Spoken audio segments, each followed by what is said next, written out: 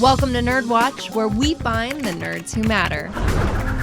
Meet Amy Robinson, a creative director at MIT's Media Lab, who's trying to map the brain with video games. The brain is made up of more than 100 billion neurons.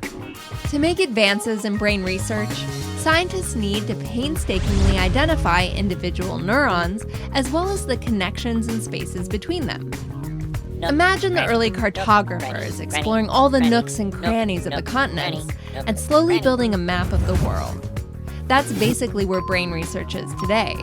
The problem is it can take the fastest computers more than 2 days to map a single neuron.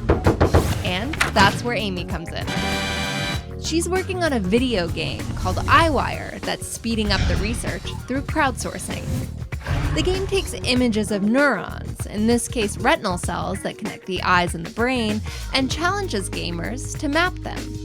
Players identify the wiring of the neurons in a kind of puzzle game. The faster and more accurate they are, the higher they score. The research is a project of MIT's Seung lab, where it's used to create a clear, detailed map. So far, over 100,000 people have played iWire, and each time, the model of the brain improves.